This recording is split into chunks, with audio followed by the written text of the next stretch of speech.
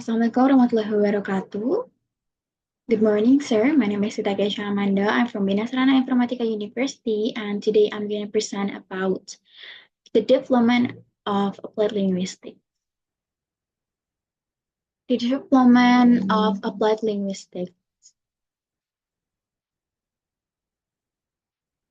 What is applied linguistics? So, applied linguistics is the study of how language theory is applied to solve real-world language problems. It bridges linguistic theory with practical fields like language teaching, translation, speech therapy, language policy, and more. Applied linguistics doesn't study language for its own sake.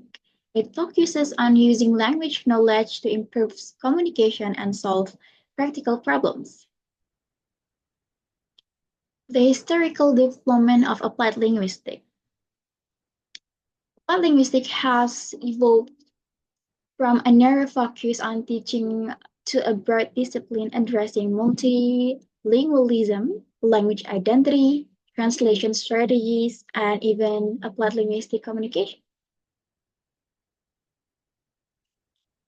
Key areas of applied linguistics.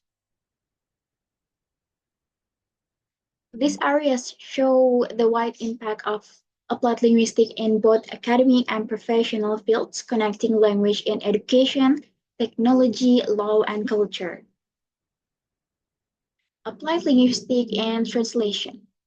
In translation, applied linguistics helps us ask what does the speaker mean and how will the audience perceive it, guiding us to make thoughtful, accurate language choices. Applying applied linguistics in my own translation experience. It's like face difficulties translating culturally specific terms like mudik or ngabuburit and realize literal translation were enough meaning and function were more important. Discovered how pragmatics and equivalence theories from applied linguistics help solve the issue. So for the storytelling, before I conclude this presentation, I'd like to take a moment to reflect on the real-world impact of what we've been discussing, applied linguistics. Applied linguistics, at its core, is the study of language in action. It's not just about how language is structured, but how about language is used in the world around us. It deals with practical problems, how to teach a second language effectively, how to translate meaningfully, how to support communication in multilingual societies, and how to bridge cultural gaps through language. One of the key principles in applied linguistics is the idea that language is not just words. It is shaped by context, culture, intention, and interpretation.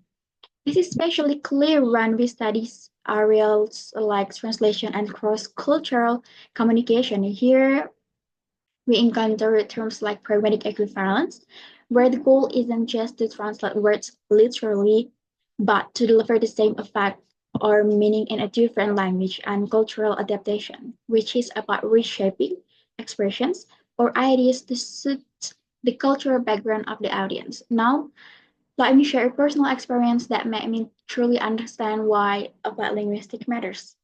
A while ago, I was assigned to translate a short Indonesian story into English.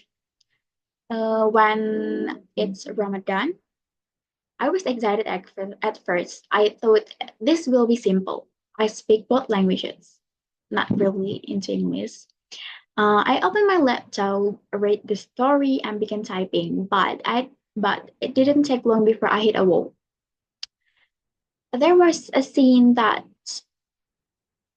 where the main character was preparing mudik, a word we Indonesian all understand deeply. It's not just a trip home, it's a pilgrimage of sorts. It means reuniting with family, honoring tradition, sometimes traveling for hours or days just to be with loved one during special times like Ramadan or Idul Fitri, right?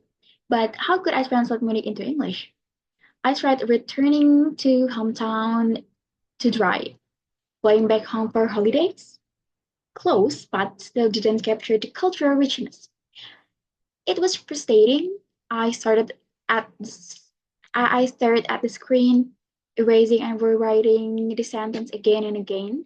Then I remembered what I had learned in my applied linguistics class. We talk about situations just like this.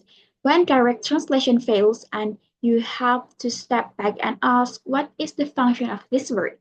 What does it mean emotionally and socially, not just literally? So I changed my approach. Instead of forcing an exact translation, I described the action and the emotion behind it. I read something like, she packed her bag to return to her childhood home, a tradition she followed every year during the holy month to reconnect with her roots and her family. Then, in a footnote, I added a brief explanation of the term reading.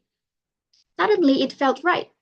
It wasn't word for word, but it was honest. It honored the cultural weight of the original. That moment was a turning point for me. It showed me that knowing two languages doesn't automatically make you a good translator.